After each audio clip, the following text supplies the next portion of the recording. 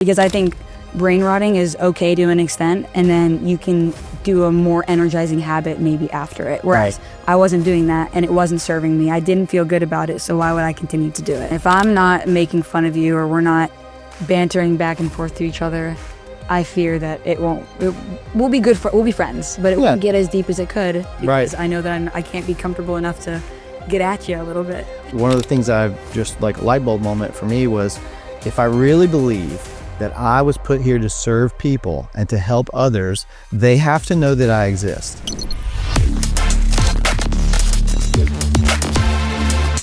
I'm here with Sydney, and she is a soccer player for life.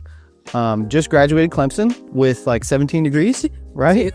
Okay, that's a lot for me. So for those who don't know, like, tell us all who you are and a little bit about you. Yeah, so my name is Sydney Minarik. I'm from the Charlotte area, Huntersville to be exact, and I just moved to Davidson, which is a little town still outside of Charlotte that I've absolutely been loving. Most known for Steph Curry. He put the town on the map, but I've absolutely loved living there. I just graduated from Clemson with my master's in business, where I played on the soccer team for 4 years there, and I got my undergrad in psychology also from Clemson.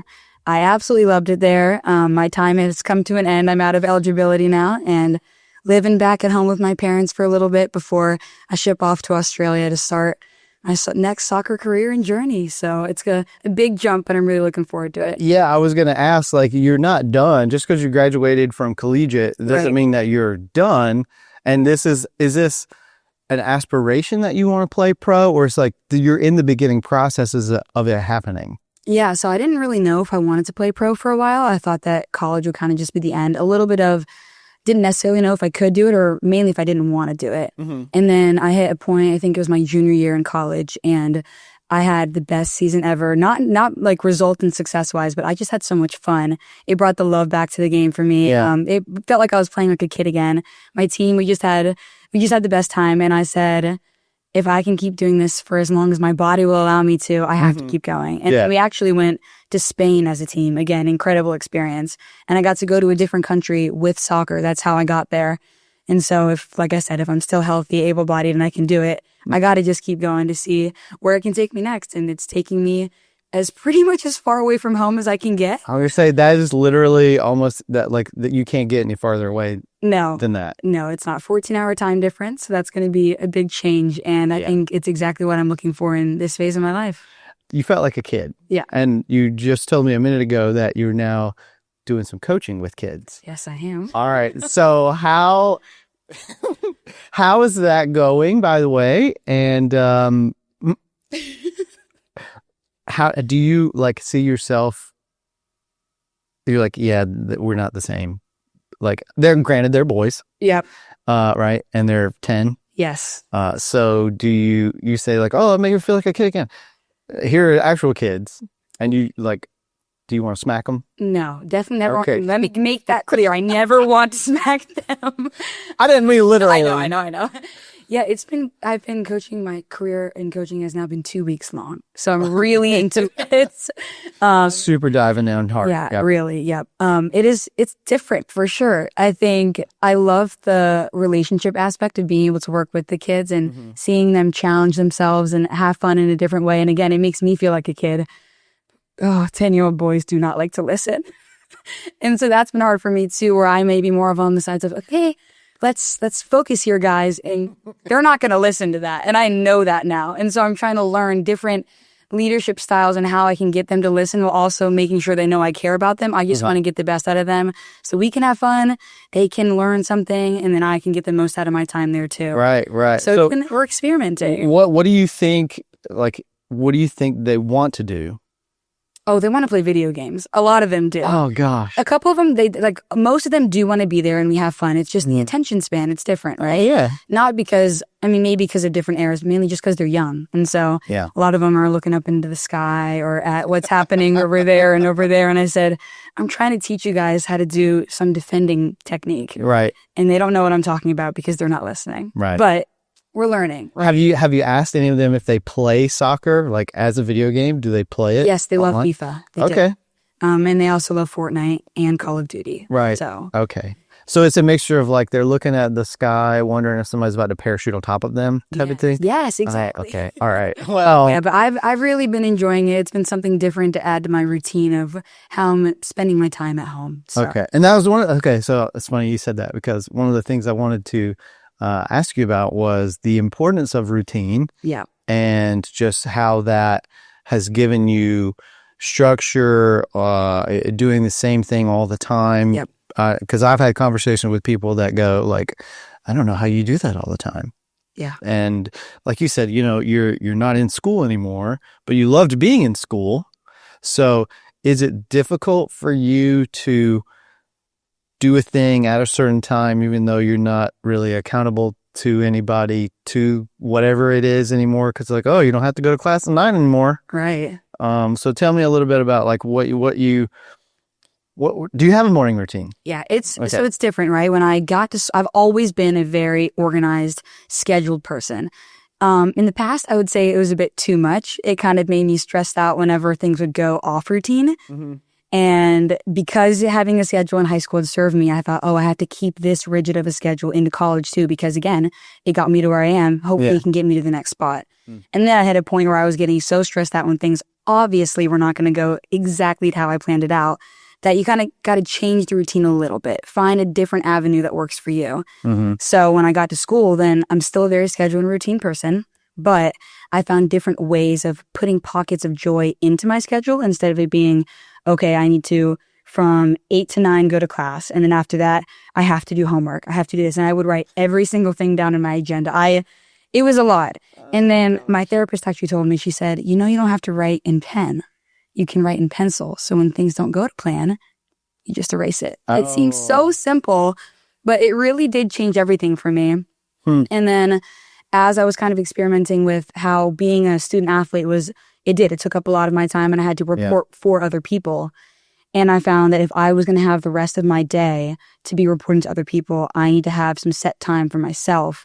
Either it's in the evening or it's in the morning. And that's when I started falling in love with a morning routine. Okay. And this one, it's kind of a bit of a structure, but it's more of this is just what works for me and it's what has. Yeah. I wake up in the morning. I refuse to touch my phone. I think that's a big thing that I've implemented that has completely changed my life. Yeah. It stays on my desk in my room so that when my alarm goes off, I get up and then I turn it off and I'm like, I'm out of bed, put my phone away, and now we're going to get after it. Brush my teeth, do my face, whatever.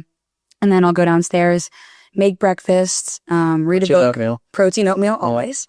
Read a book, just kind of have that slow morning that's set aside just for me before I start to report to anyone else. Mm-hmm. It's the idea that you can't pour from an empty cup. And in the morning, figuratively and literally, I got to fill my cup, right? Right. Coffee. And then also the habits that I know are going to make me more productive, more positive, and just intention creates momentum and then carries me through the rest of my day. And then as I've been at home, definitely experimenting with different routines just throughout the entire day, because now I don't have a scheduled practice in the afternoon. I have trainings when I need to. It's reporting to myself now, but still making sure I keep that morning routine, because once I found out in college that I needed that, I've stuck to it and it's stayed very similar since. And then since then, just making a routine that feels authentic to me. If it's either going to a coffee shop to do work in the morning, it's that. Or is it working out in the morning? It's doing that. And then not getting too worked up when things don't go directly to plan, because it's not always going to be like that. I love the pencil versus pen. Yep. I think that she probably meant it literally, but also metaphorically. Yeah. I think that's amazing. Like, just because you think something's going to go a certain way doesn't mean that it has to or that it should. And that if it doesn't, you shouldn't have a mental breakdown over it. Just course correct. 100%. But I think that, and I live a very similar way where I like to set goals. I like to set high value targets for the day. And if I know I'm headed towards completing my targets, it's amazing. But if something, life happens, life will always happen. Right. And sometimes your goal that you wanted to do is not going to get completed. And instead of like going into a fit of rage, I don't know. I don't really do that. I don't recommend it to anyone. But just use the pencil and say, hey, that's not going to work out today. And I can't do it tomorrow because my schedule doesn't allow for it. But on Friday, I could probably do this thing that's not going to happen today and a whole lot more. Yeah. And I think that's just being able to roll with things as it comes is a great place to be mentally, just in general. Yeah. And when I've grown up as someone that's always, it needs to go XYZ. And then I started to get frustrated and I would be reacting not how in my mind I would like to react. And so being able to pencil things and being like, if it goes wrong, it might go wrong. Having that mindset and then pivoting from there, like you said, just showing it better for the people around me because I'm more grounded and not so focused on it has to go a certain way. Oh, well, where do you think that comes from? Nature and nurture, I guess. I would say that if someone looked at my brain, they would say, yep, you're filled with schedules. But also when I was growing up, as a kid, my entire life was scheduled with soccer, school. It's how I had to operate to get things done and to get to where I was. And then once I got to college, I said, well, I still do need a schedule to some extent. I like to keep myself busy and be productive. But also, it doesn't have to be that much all the time. It doesn't have to be go 24/7 because you're going to burn out. Oh, yeah. Exactly what I was doing. Oh, my gosh. I can't tell you the importance of just in the past 3 years, the king eats first mentality. Like you mentioned, you can't pour from an empty cup. And sometimes people get rubbed the wrong way when I say the king eats first. And I don't mean that from a place of servanthood and humility, not feed me everything.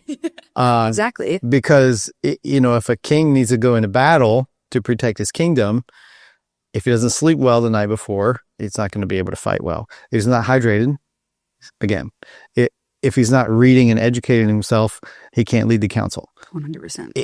It all comes back to, do you take care of you? And this is how I just view life. Like, if you take care of you, then you're better able to serve other people. And that's kind of how I live in the king eats first mentality. And I think part of that is recognizing that you're in go for, hey, it's been 17 days. We need a minute. Yep.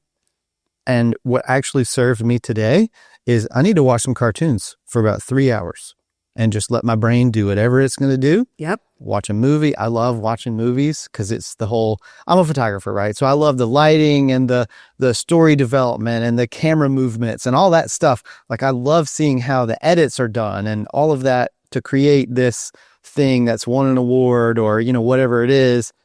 And I just think it's important to give yourself a little bit of grace and say, hey, you're doing great, but we need a minute. Yep. At first, I say my younger years as if I'm not still young. Yeah. Yeah. A couple years ago, I would think that was selfish. That's how I framed it. And that one word completely. Or lazy. Exactly. Selfish or lazy. And that one word kind of changed how I viewed pouring into my own cup.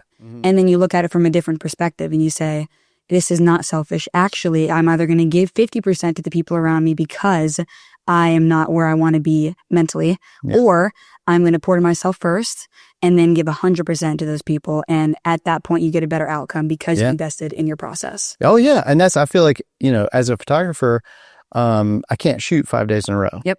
I just can't, because let's just put it in terms of your gear needs to be recharged.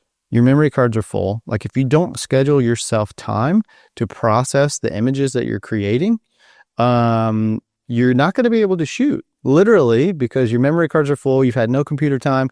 You didn't recharge batteries. You could show up on Thursday and be like, I can't do anything, guys. I'm sorry. Or you could recognize, like, hey, I can hit hard Monday, Tuesday. I need Wednesday to recharge, regroup, process, do everything. And then I can shoot again on Thursday, Friday. And then I can take the weekend to recharge, regroup. And then I can show up and hit it hard on Monday. Yeah. And I feel like that's a fantastic analogy of how we are, or how we should be, just in lives to take care of ourselves, because you just can't go all the time. Nope. Especially if you're like, we're on camera right now and it's great. Thank you for being here. To be here. But if I was to do this all the time, I would need to not talk to anybody. Yep. I would need to not do anything for about 3 days. Yeah. Because it's just it's a lot. Yeah. In here. Being on is what I call it. Yeah. Being on is just mentally draining. And I think people that aren't on either aren't challenging themselves enough, or they just never experienced what it's like to really lead or set the example or try to become the standard or any of that. So they don't understand, like, well, what do you mean you're just laying on the couch today? I'm like, dude, Okay. And we probably are not the same. We're not going to be the same. Yeah. It's hard to relate. You got to unload your memory card. I like that. Yeah. I love a good analogy, and I'm definitely writing that down. You can take, yeah. Yeah. Unload your memory card. Well, and I've never really thought about it that way until it started to come out of my mouth a second ago. Like, that's the power of talking. it's so true. Well, and journaling, talking. Yeah. So I do a discover and a declare every day as part of my morning routine to discover something new that I didn't know before, and then declare it. And sometimes it's talk to a person, say it online, send a text, send a video, or post in my private Facebook group, or, write in my journal. And actually what's funny about writing in my journal is my friend Sam, I don't know if I told you this before, but you're wearing the outfit today that is the same outfit from the day I met you, which is very cool. And so the reason that I met you, did I tell you this? Yeah, right? Okay, so it came from my, this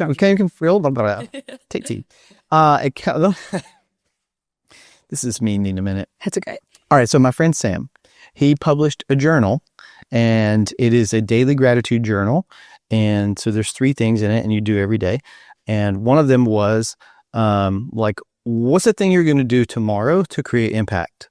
And I wrote down, this is the night before I met you, and I said, I want to pay a total stranger a genuine compliment. I'm like, that was the thing I wrote down. And then the following morning, I was out on one of my exercises, my rucks, and I saw you sitting there. I saw your pants from like a mile away because they were bright neon orange, and you were tigers. You were sitting on the curb, and I couldn't not see you because it was white concrete, and all I could see was like, there's a glowing orange sign over there. I don't know what it is, but I got up to you and I was like, I really like your pants, or I forget what I said to you, but something like, hey, your pants are really cool. Yeah. And then I looked down and saw your shoes, and I was like, oh, you're wearing dunk lows, I think. And I'm like, I'm a shoe person. Some people call it a problem. I call it a collection, but then I thought, I walked away going, that's nice. Like, I don't know you, but I really did actually think your pants were really cool. And so I said it out loud, and it was kind of one of those things, like, I caught myself in the moment, like you're talking to a stranger. Yeah. And then I ended up catching up to you later as I was walking, and I realized that you like to read, you use a calendar. And I was like, wait a minute, this is a young person who likes it. I'm like, okay, maybe there's hope for our generation. What if I told you I like to knit too? All right, wow. Okay, yeah, we can cut that. You just surpassed me in the old person status. But yeah, then I remember that day, of course, too. And I had put my orange pants on because I was not having the best morning mentally. I was heading to Greenville, and I love my job, but I did not want to get up for my job. And at that time, I didn't have an established earlier morning routine. I was more I'd like to sleep in till like 8 o'clock and then start from there. And I had to get up at 6. And I sometimes like to just throw random fun moments of joy into my day. And I said, you know what's going to wake me up today?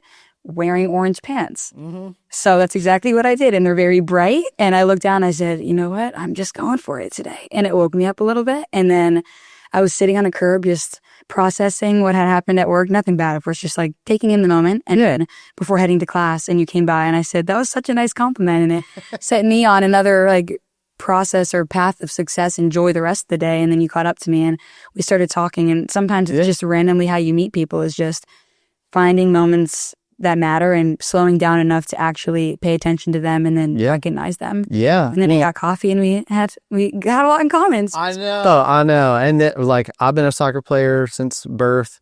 And I also like to self-educate and read. And even standing on the curb when we were chatting, I was like, "You've read like 3 of the same 5 books that I have read. Like, we could be friends." Yeah. And I just thought I remember walking away going, "Man, that girl was cool."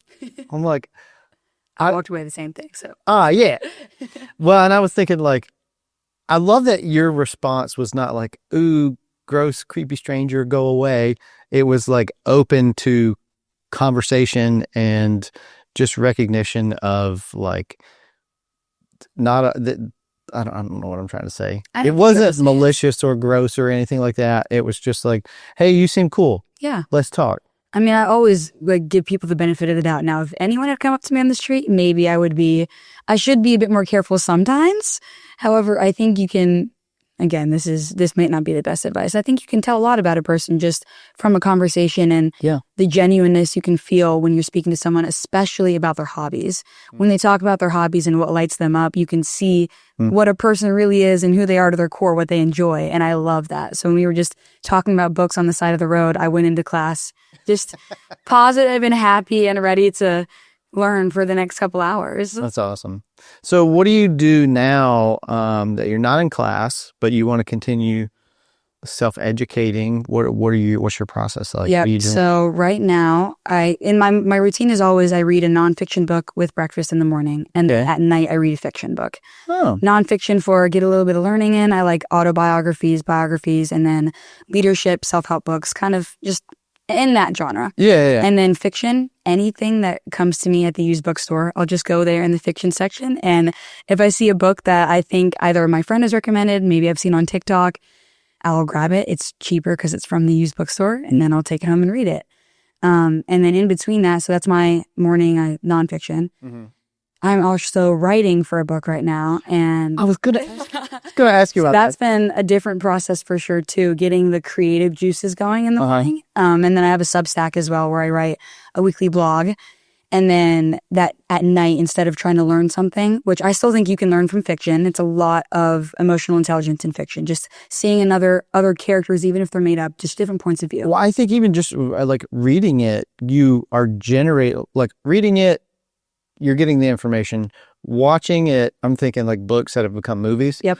There's no thought process into the watching of it. You're just enjoying the visuals. Yeah. Right. But when you read it, you have to paint those pictures for yourself. And when you're reading something like, Lord of the Rings, for example, they're walking through the Valley of Fire, blah, blah, blah. Like your brain just creates images of what that stuff is. So I think even in a totally made up world story character, you can still get some creative juices flowing from that, because it is creative in itself. For me, a fiction book, it does get my creative juices flowing, but not to the point where I can't fall asleep at night, which is nice, because I feel like if I was, right now I'm reading Can't Hurt Me by David Goggins, and I think if I read that at 10 p.m. before I go to bed, I might not want to go to bed, right? Yeah. He's inspiring me to go run really intense races. On broken legs. He's crazy, and I respect him a lot. So, but yeah, that's how I do it. Are you doing the challenges?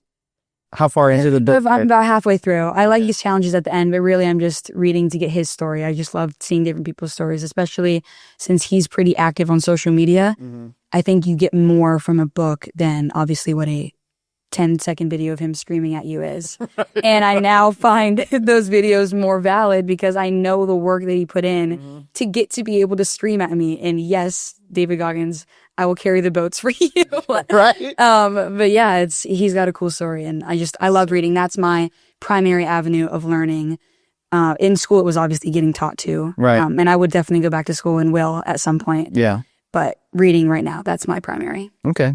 Are you watching anything of, I was going to say value. That's not what I meant. Educationally. Are you watching anything educationally? No, I don't. I will say I'm more of a TikTok person than a... I don't know how much education there is. There's some. There's not a lot. I will say there's not a lot. It's not something I genuinely think does me well. I think it's a quick habit that I pick up, and some videos are great. I got some recipes, places to try in Charlotte. Yeah. Other times I look at my phone and I've been there for an hour and I feel really drained. That's the part of it where I don't have it on my phone anymore, because I realized how much time I was wasting. 100%. I was like, this is not good. And it's not about, like, they call it brain rotting.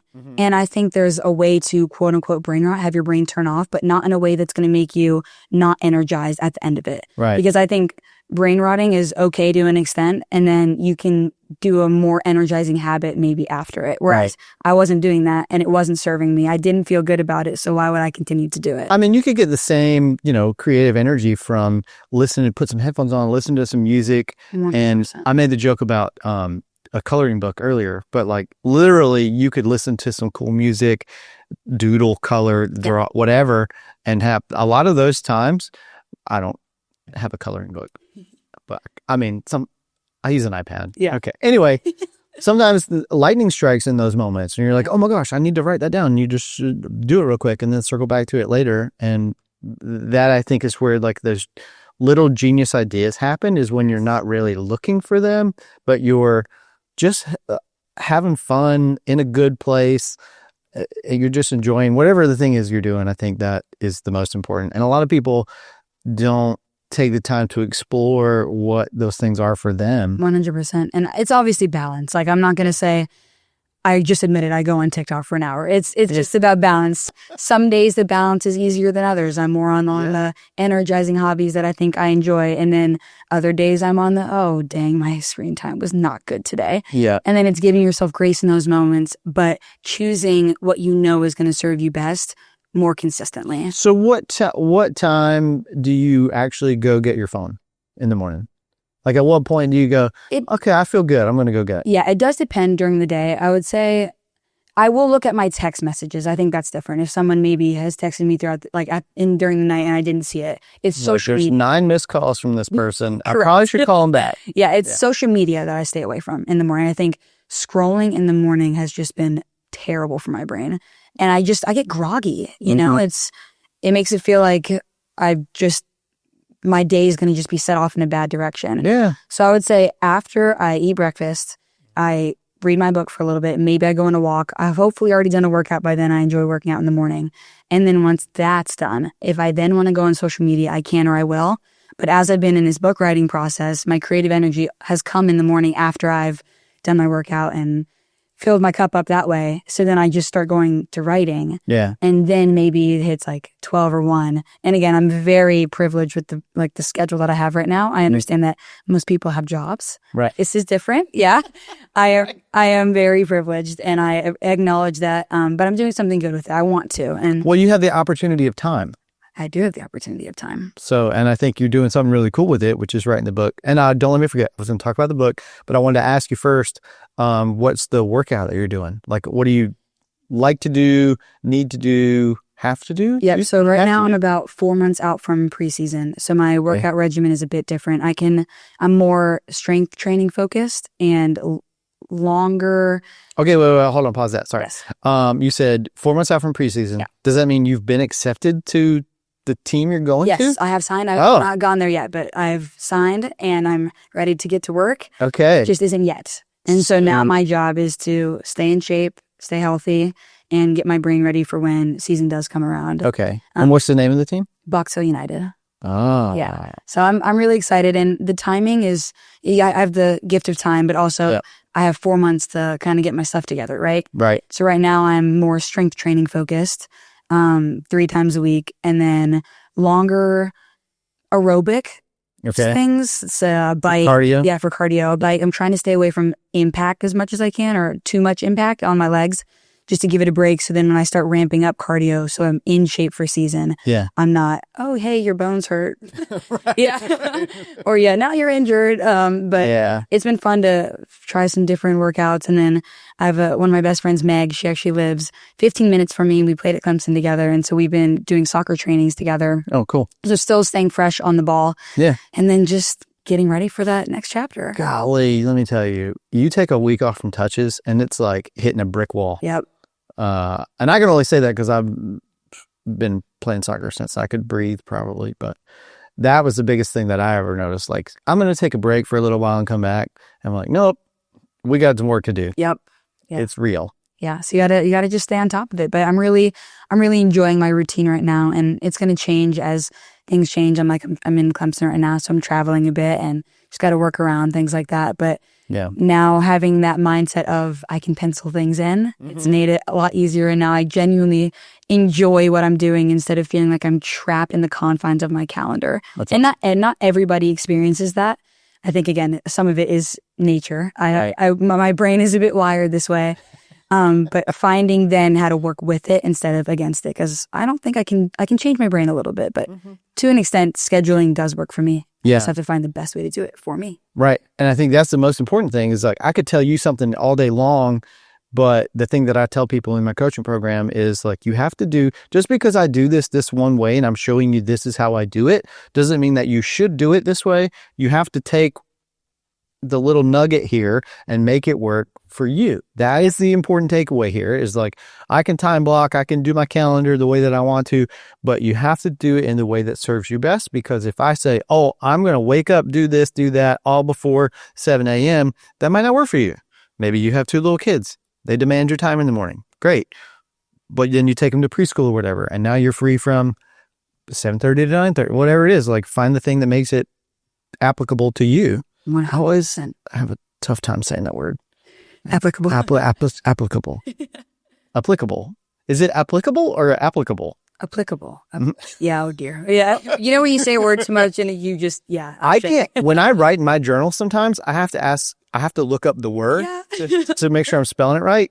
Because it's one of those things that's like, it's such a common thing. Right. But now that I'm just looking at that one thing. And no autocorrects. I'm like, is it 2 C's? Right. Is it E? Yeah. Doesn't matter. Anyway, the other thing I was going to ask you about was the book writing. Okay, let me back up. You started Substack. For people that don't know what Substack is, what is Substack?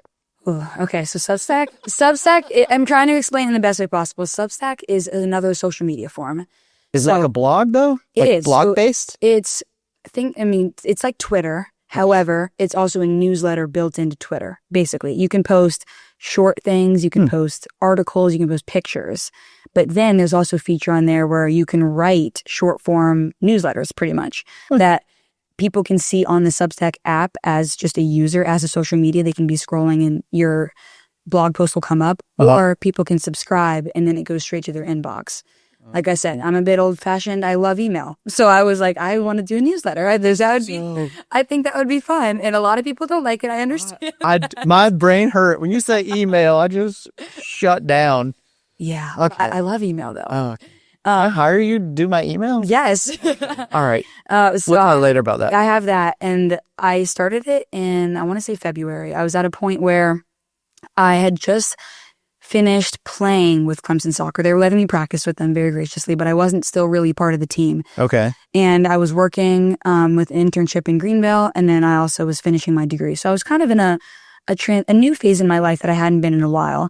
And I was looking for a different way to fill my cup. And I know I'd always enjoyed writing, just in my journal, writing for so school. that passion has been there for a long time. Yeah, it has. Okay. It has. Okay. And then I follow people on Substack. I've been on Substack for a while. I've seen TikToks about them. And, you see someone else do it. You get inspiration from them too. So I was then inspired to just start my own. I didn't really know what it would do. And it's not like I have a ton of subscribers, but I have a lot of loyal friends that love to read it. And it's just a different thing that I can do during the week that, like I said, I write for whoever's reading it. Right. It's very random. It doesn't have a niche per se. Okay. I think there is a quote from Ted Lasso. One of the guys says, the best brand is just being yourself. And so that's what I'm carrying through. Yeah. And that's what I do on Substack. I take inspiration either from what my friends and I have talked about, maybe something I've seen on social media. A big part is things that I've learned in my journey through athletics that I think that you can apply to every avenue and walk of life. Because I know whoever reads my Substack, they are from all different walks.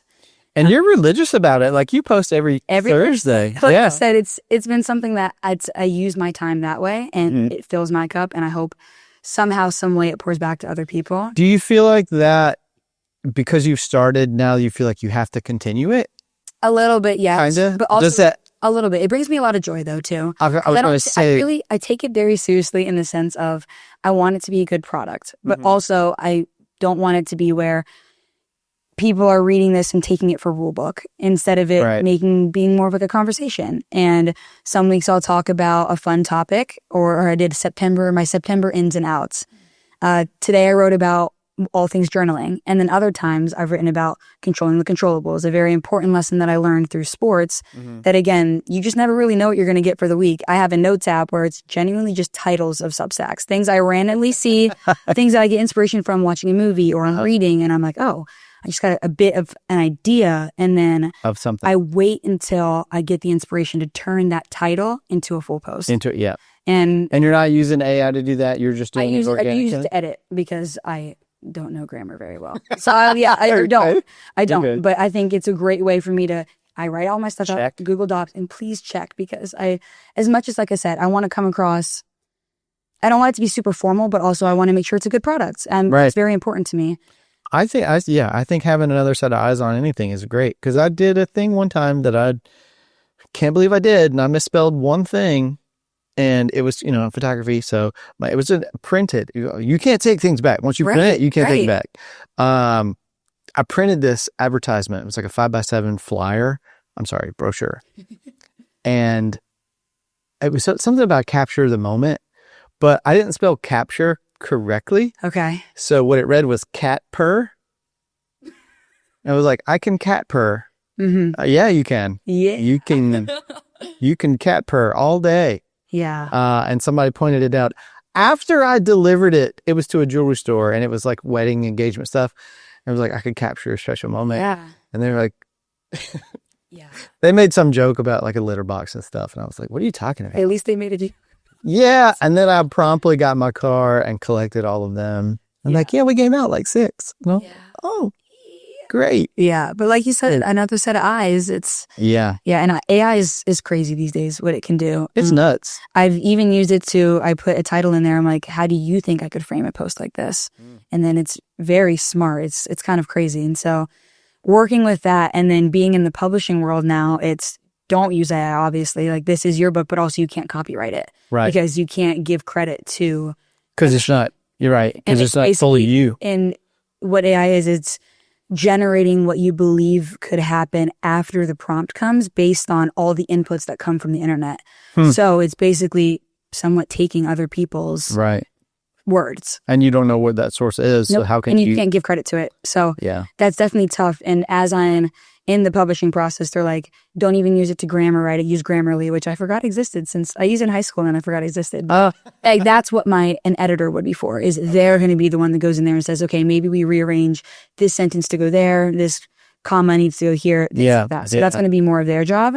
It's going in between the different avenues of writing the book and then writing for Substack. It's been a lot of writing. It's been fun. It's definitely different though. Do you have a title for the book yet? TBD on the title. I think I have a bit of a purpose behind it, or a mission. You don't have to divulge anything. Yeah, I don't know. But so I was sitting at a coffee shop and I got this just idea to submit a book proposal. I DM'd one of my favorite authors on Instagram, John Gordon. Okay. And I literally DM'd him. I said, how do you get into the publishing world? I've DM'd him before, mainly because I'm a fan. And I said, I love your books. You just left it at that. I said, this book was awesome. I took a lot of things to my own team that you spoke about in there or talked about in there. And I think it's been just great for me. And he responded, thank you so much. I was like, wow, we're friends now pretty much. He's my best friend. Yeah, exactly. So then I reached out to him because I've had an idea to write a book for a while because books have been such a pivotal part of my process. And I've learned so much from books that I've taken to get to the life that I've built now. And so I think it could just be a cool idea. And I actually spoke at an event at Clemson and was on a podcast with my friend Megan and Allie and Tori.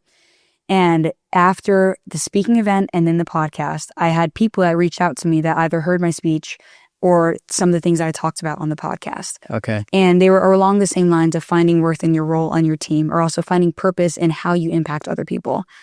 And it resonated a lot with them because sometimes you can feel really trapped or stuck on a team when you feel like maybe you don't have a tangible purpose. I don't go out there and score goals all the time. Maybe I don't play as much. Or maybe I think that my work is just a means to an end at this company. But you can find purpose in how you impact the people around you to achieve a goal together. So the book is about... Pretty much about... impacting other people? It's a self-help book. So it's going to be the different mental reframes, perspective shifts, lessons I've learned, people I've talked to, stories from my teammates. It's pretty much a culmination of everything that I learned in my journey to get to a place where I found purpose and impact. Cool. So it's exciting to write about because some of the chapters are, like I said, it's controlling the controllables or using gratitude as being part of the team, how grateful you are you can be there.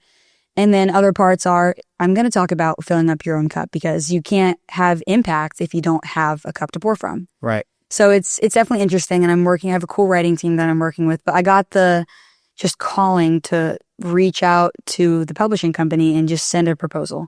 So I did. Cool. And you got that information from John? From John, yep. Okay. He sent it. I didn't end up going with his publishing company. I just went with a different route. It was, but again, got from him. It's, just make a connection one way and you never know how you're going to get there next. Yeah, for sure. And I'm absolutely terrified. I'm terrified to write the book, and I'm also terrified to go to Australia. 2 things I've committed to, signed the papers for, said yes to, and I'm doing it anyway because right now is the time to do it, right? And sometimes you don't really know how something's going to happen, and you just have that belief over doubt, the faith over fear, the idea that, I just recently listened to a podcast that one of my friends sent me, and the guy on the podcast said, you take the leap and the net appears below you. Right. So that's what I'm doing. And I'm terrified and excited, and both can exist at the same time. It doesn't have to be black or white. And I'm living in the gray somehow. 100%. That's like, there's a book, it's called Chase the Lion, and Mark Batterson, I think, is the author. But in that, write that down. It's all about like running towards your purpose, basically. And like, there's going to be obstacles, there's going to be challenges, there's going to be days that I don't feel like it, right? But one of the quotes from the book that has always stuck with me was like, I'm not ready, but I am willing. Love that. Love that. And it really hit me. I'm like, oh man, I'm definitely not ready. And this was before I started my coaching program, but I kept running into artists and creatives and photographers that were all having the same struggle.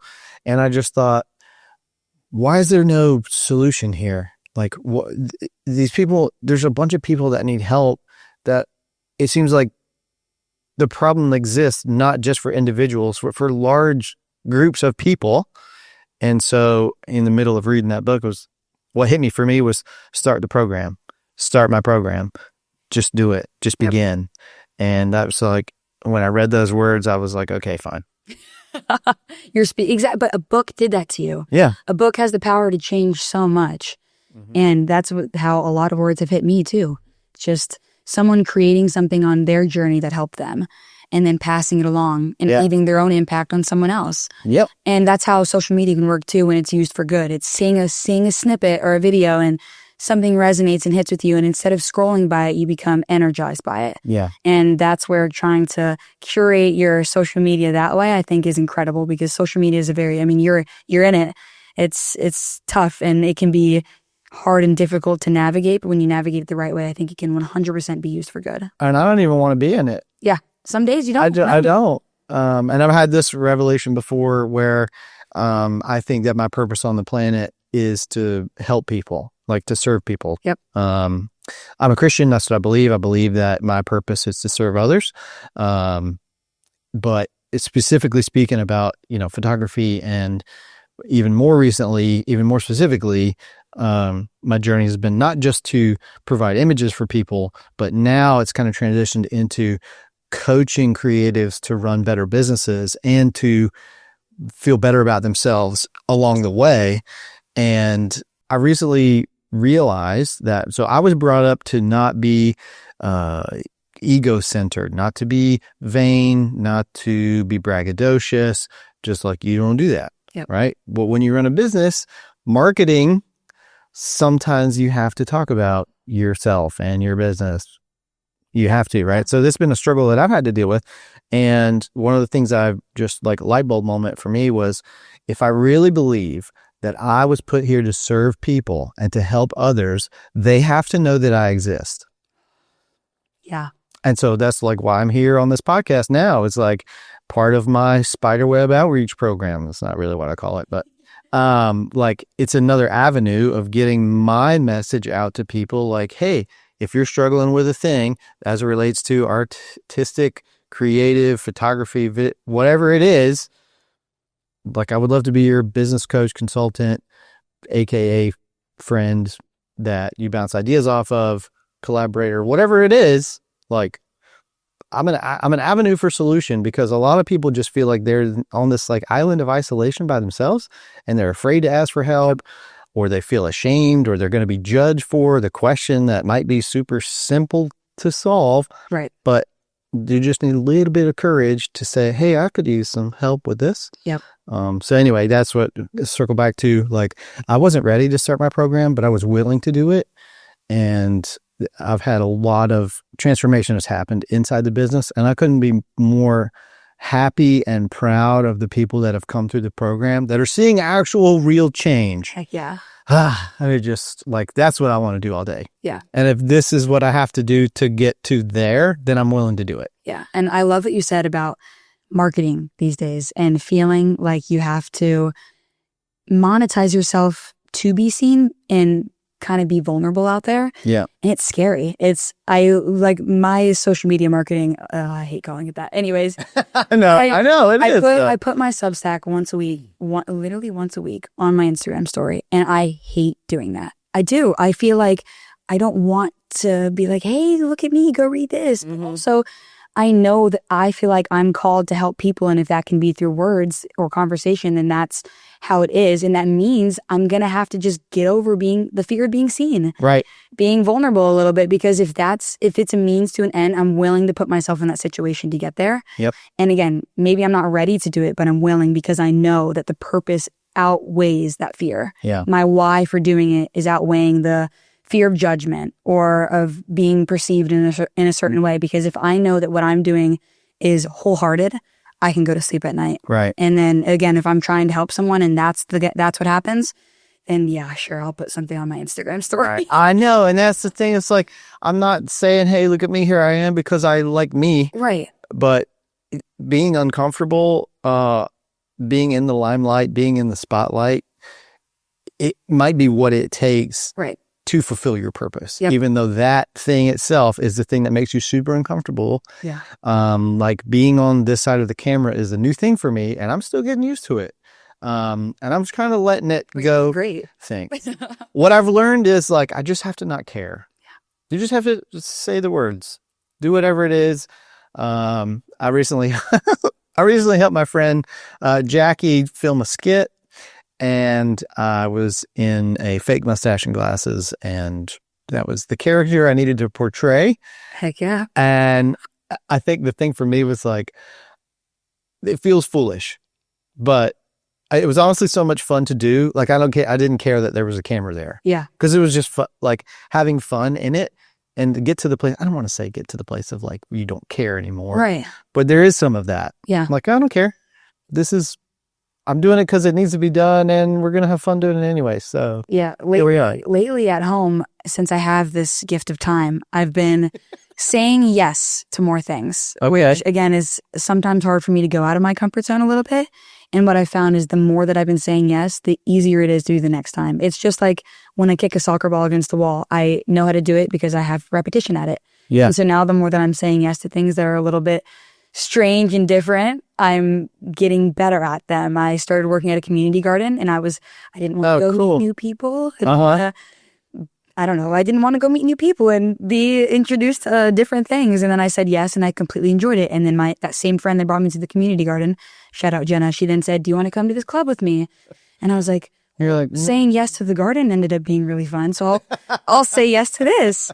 Even saying yes to coming on the podcast, I'll say yes to this. And I'm getting out of my shell a bit more in a way that still feels real for me, but not to the point where I'm terrified to be here anymore. My hands are shaking, and it's just getting over that initial fear. Are you naturally introverted? That's a good question. I'm definitely a mix of both. I find I get energy when I talk to people, but I also need my alone time. Oh yeah, I feel like I'm the same there. So I don't really know. You're like an extroverted introvert. Extroverted introvert. Yeah, but I'm also an introverted extrovert. So, it's morphed as I've gotten older too. As I've come into myself a little bit more and I'm navigating my early 20s or whatever. Yeah. Figuring out myself a little bit. I do knit a crock pot holder. Oh, yeah. Scarves. I can't go that. I'm not that crazy. So I was going to ask, we're close to the end of our time here, which feels like we just got started. I was going to ask you if you had a funniest memory or a most embarrassing memory that you can share, like on the soccer field, on a trip, something that relates to the field. Embarrassing or funny? Or funny. Something that happened on the field. I'm thinking.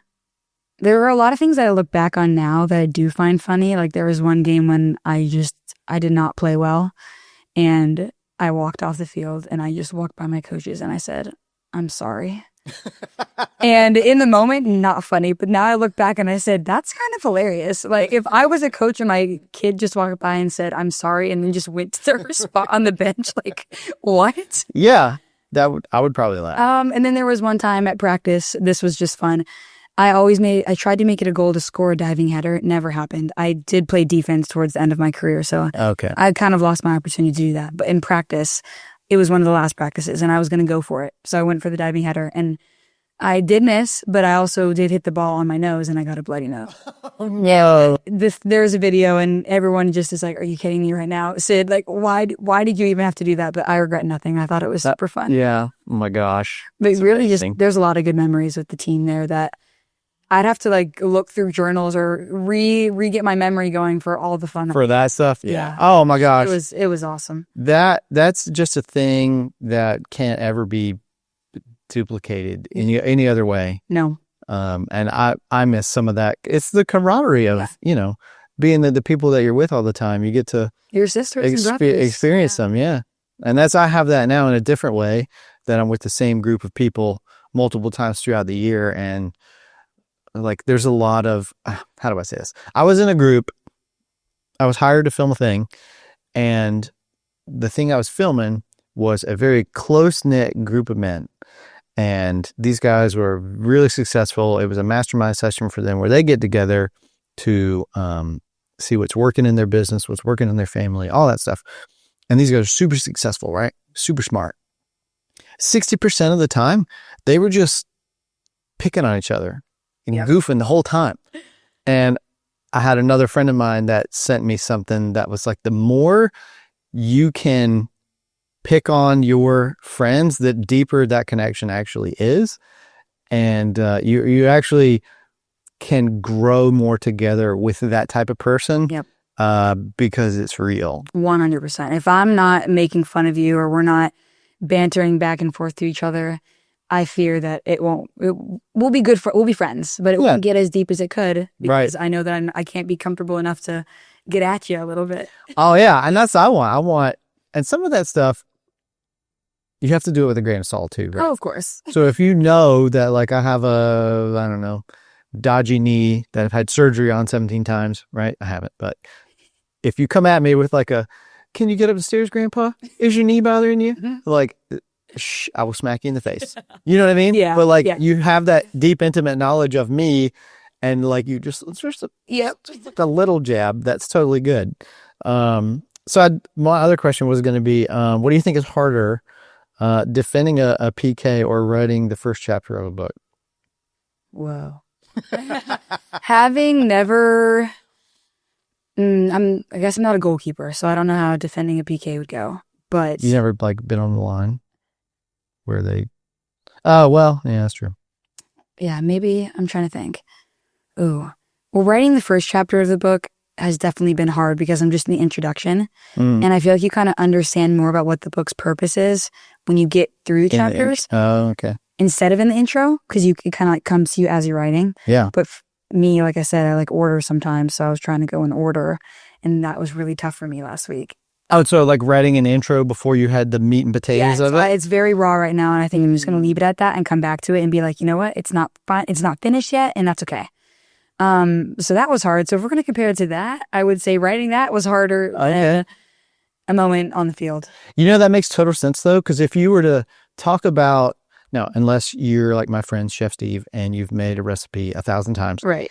It's hard to say what you're going to do at the beginning of making that cake, pie, lasagna dish, whatever, until you've done it and gone all the way through to pulling it out of the oven. Because then you could go, oh yeah, so I did this, and then yeah. So that makes total sense. Yeah. So we're learning as we're going. It's fun. Well, that's good. I have a question for you. Oh, what book/books are you reading right now? Right now? Yeah. Right now, I'm currently reading a book called Hustle. Okay. And it's by Neil Patel and 2 other artists that I forgot. Sorry. That's right. But it's so it's funny. I had a coaching call yesterday, and one of the things I talked about was the books that I've been reading lately all have this commonality to them. They all have this like similar thread about how success doesn't come from business knowledge; it comes from mindset shifts. Ah. Ooh. And I'm like, oh, so you're saying personal work actually does translate into business success, because a lot of it is here. Yep. I mean, that's really all it is. And if it's true that success leaves clues, then David Goggins' books, Mark Batterson, this Neil Patel, like all of them kind of, I want to say they sound the same. They feel the same. It's all about embracing the journey you're on, mindset shifts, problem solving, looking at opportunities, focusing on possibilities, not focusing on problems, all of that type of stuff that feel like I'm not even trying to read the book for that reason, but it seems like that's just what's in them. Yeah. So yeah, right now I'm reading Hustle. Okay. Well, I'll add that to my to be read. He's a stock guy, digital investments and stuff like that. Cool. But yeah, it's an interesting story so far. I'm on chapter 8 and creating momentum in your life through moments of shifts and how that ultimately leads to creating financial freedom, whatever that looks like for you. It's a cool book. Cool. But before that, what did I just finish? Oh, I finished The Visual Sale. And that one was all about incorporating video into your life. That was predominantly for business entrepreneurs. But and it really got me thinking, though, I'm a photographer, but I could be using video to tell people like about, hey, welcome to my, I've almost said welcome to my channel. Welcome to my website. Here's me. Here's what I do. And all it is creating instant rapport so that people see you as a real person. And then they know, hey, do I actually want to work with this guy or not? Yeah. Other stuff too, but. Yeah. Interesting. Do you have a weird ritual like that you do before every game? Like same socks or certain snack or? Last year, before every game, I would sit on the bench. Typically, we visualize on the field. I found that made me a bit more nervous. Mm-hmm. So then I started sitting on the bench with no earbuds, and I would just talk to either if my coaches were on the bench, our team psychologist, our team equipment managers, and I would just chit chat. And I would eat one packet of apples and then a Right Stuff, which is a sodium pack. Okay. And it tastes terrible. But I had to get it in so I wouldn't cramp. And then I would just slowly sip on it while I was just chit-chatting with my friends. And it's not really it was a fun ritual. It wasn't something that was super crazy, but it worked for me and it got me super grounded and excited to play as opposed to, oh my goodness, I'm so nervous. I'm going to play right now. And it brought me back to the people. That's who I was there for. So talking with them before the game was just how I played my best. I had some other questions here, and I'm going to do a rapid fire here in a second, but I just wanted to touch on something real quick because you said the visualization, and I think that's a powerful tool that not a lot of people utilize. Yep. And sometimes I do it in meditation. And so part of my daily morning is meditate and prayer. And I'm not a Buddhist. I don't get into all the incense and all that stuff, but I just mean like quiet time, intentional breathing with some calming music, like literally just try to, if it's saying affirmations to myself, or if it's literally, I'm not doing anything but just focus on my breathing, great. But sometimes if I have something that I'm trying to accomplish, I will visualize in my brain what that looks like. How does it feel to accomplish? Here's a challenge. I want to see it. I want to feel it, right? Like if you can close your eyes and you can say, so I hiked the Grand Canyon not too long ago, and it was very challenging.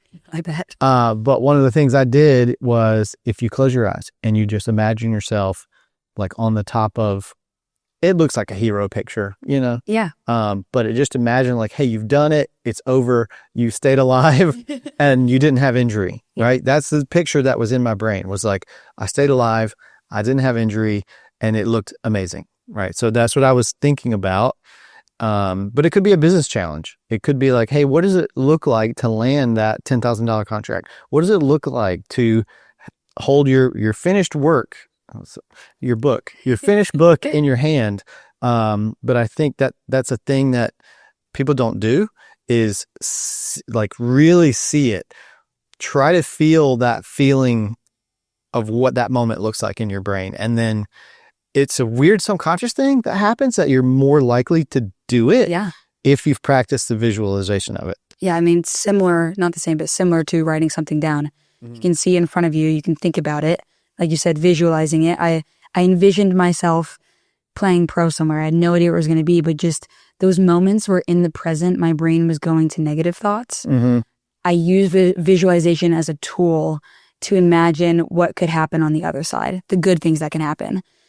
And then sometimes when visualization could go wrong, or maybe I was visualizing for a game and worried about making a mistake, because it can go both ways if you don't practice it enough. And towards the end of my career, I found I had more success when I was more present before the game with hints of visualization, of putting in a tackle, of cheering on my teammates, things that I could control, but that I was visualizing to do beforehand. And then also staying present at the same time. It's an ever-going practice. I think I'm still figuring out what works for me in that regard, but I do visualize in a business sense of, I have visualized in my head holding a book or reading with someone, or speaking at a conference or something about the messages that I want to share. And I think if you're having a hard time now, using that as a tool to help you think about where you could go is crazy, because your mentality most definitely shapes your reality. Oh, yeah. Most definitely. Oh, my gosh. Working with your brain instead of against it is such a crucial thing. And then figuring out what works for you. Like we said earlier, got to figure out is this topic or tool going to work for you? If it doesn't, don't use it. Just because it works for someone else doesn't mean it'll work for you too. Right. And that's something that I like to say all the time is my focus feeds my future. So like, what is the thing that I'm focused on? Because ultimately, if you stay hardcore glued to it, you're more likely to do things around you you're not realizing that are actually supporting it. Yep.